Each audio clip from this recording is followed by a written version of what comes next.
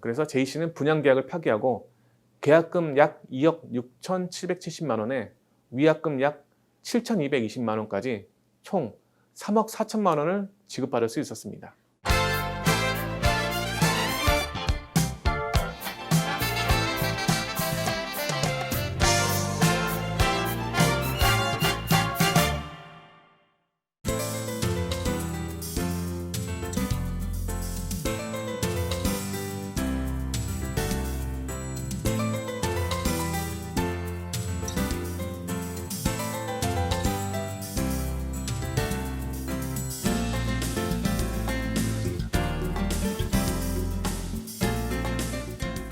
안녕하세요. 김우현입니다. 상가 분양에 관심 있는 분들 정말 많으실 것 같습니다. 저도 참 관심이 많은데요. 도로에 가다 보면 이 상가 분양 200% 수익이 보장된다라는 광고는 심심치 않게 볼 수가 있습니다. 하지만 이 수익이 난다는 분양 대행사의 광고에 속아서 피해를 보는 분들 굉장히 많으신데요. 오늘은 그래서 이 병원이 입점된다는 말에 속아서 큰 돈을 주고 상가의 약국 자리를 분양받으셨다가 결국 병원이 들어오지 않아서 이 계약을 해제해달라는 소송을 제기한 사례를 만나보려고 합니다. 결과적으로는 분양 계약이 파기가 됐고 3억 4천만 원까지 배상을 받으셨다라고 합니다. 이 사건 역시 이분과 분석해 보도록 하겠습니다. 김재현 변호사님 나오셨네요. 변호사님 안녕하세요. 예, 안녕하세요. 네, 반갑습니다. 반갑습니다. 저도 이 상가 분양에 관심이 정말 많고 주위에도 굉장히 많이 관심을 가지시는 또 주제인 것 같습니다. 오늘 상가 분양 만나보려고 하는데요. 보통 광고를 보면은 이 상가가 이제 지어지고 나서 앞으로 영화관이 들어온다 아니면은 병원이 들어온다 이런 광고 되게 많잖아요. 근데 변호사님 이런 거 저희 다 믿어도 되는 거예요? 많은 분들이 광고나 홍보 직원의 설명만 듣고 상가 분양 계약을 하신 경우가 많은데 절대 그렇게만 계약하시면 안 됩니다. 우선 상가는 분양 시 고가의 분양가가 책정된다는 사실을 꼭 알고 계셔야 합니다. 따라서 분양 후에 예상 수익을 내는 것이 쉽지 않다는 것이죠. 특히 신도시에 지어지는 상가의 경우 상권이 형성되기까지 시간이 걸리기 때문에 공실이 지속될 가능성이 높아 대출을 끼고 구매하는 경우 손실이 클 가능성도 높습니다. 따라서 광고상의 수익률 보장, 전매 보장 등의 문구는 실현될 가능성이 적습니다. 또한 광고나 홍보 직원의 말만 듣고 이를 계약서에 기재하지 않는 경우 법적 효력을 인정받기 어렵습니다. 그 광고나 말만 듣고 계약을 해버리면 절대 안 된다라고 말씀을 해주신 것 같습니다. 근데 변호사님 저 이것도 궁금했거든요. 그 상가 분양 광고 보면 이 자리에만 약국이 들어올 수 있다. 아니면 이 자리에만 편의점이 들어올 수 있다. 이런 것도 되게 많잖아요. 그럼 이거는 믿어도 될까요?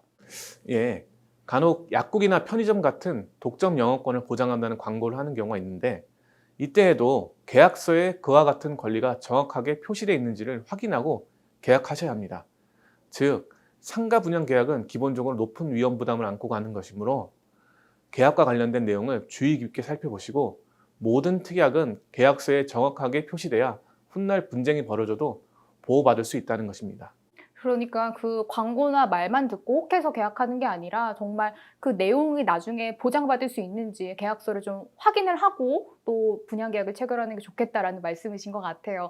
저희 이제 사건으로 한번 들어가 보도록 하겠습니다. 이 J씨는 도대체 어떤 일이 있으셨던 거예요? 예, J씨의 경우 병원 입점이 확정됐고 상가 건물 내 단 하나의 약국 독점 호실이라는 시행사 대표의 말을 믿고 상가 분양 계약을 체결하였습니다.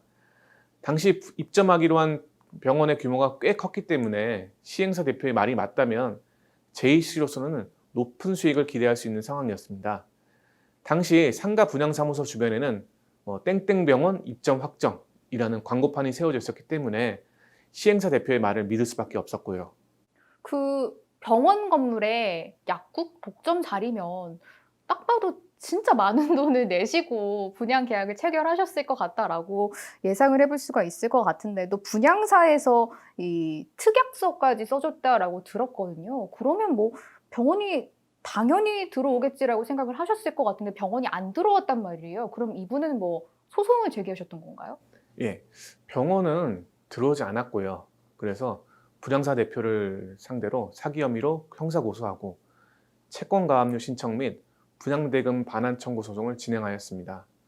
그런데 이 사건이 어려웠던 점은 위와 같은 특약이 계약서에 기재되지 않았다는 것입니다. 아니, 부동산 해결사도 좀 어려운 사건이 있으셨나 봐요. 근데 저는 변호사님 이해가 잘 안 되는 게 특약이 계약서에 쓰여 있지 않았다라는 게 어떤 말씀이세요? 예, J씨는 분양사 대표와 약국 독점과 병원 입점에 대해 특약서까지 작성하였는데, 그런데 분양계약서에는 그런 내용이 없었기에 돈줄을 쥐고 있던 수탁사 측에서는 자기들은 모르는 일이다, 자기들 계약서에는 없다, 이런 입장을 가지고서 돈을 줄 수 없다고 한 거죠.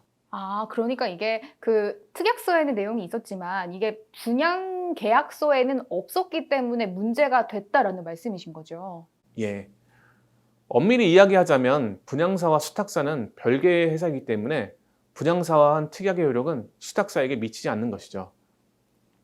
이에 따라 저희는 분양사 대표를 형사 고소한 사건에서 분양사 대표가 처음부터 사기의 고의를 가지고 있었다는 점을 강하게 주장하였고, 결국 분양사 측에서 합의를 하자고 하여서 결국 합의에 이르렀습니다.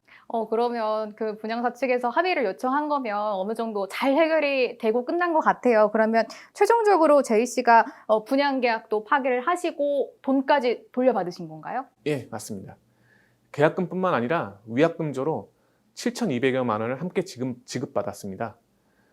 그래서 J씨는 분양계약을 파기하고 계약금 약 2억 6,770만 원에 위약금 약 7,220만 원까지 총 3억 4천만 원을 지급받을 수 있었습니다. 와, 이분이 그 내신 계약금뿐만 아니라 위약금까지 받으셨다니까 정말 다행인 것 같습니다.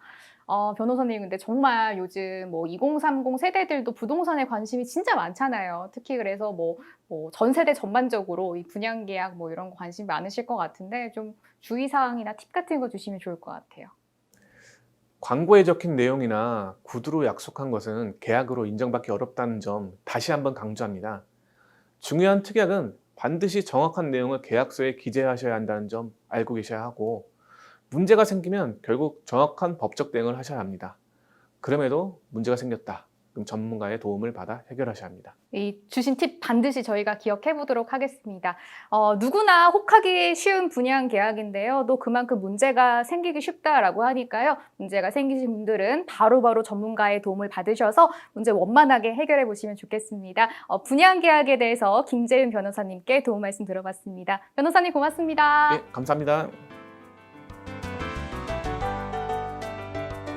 구독과 좋아요, 알림 설정도 눌러주세요.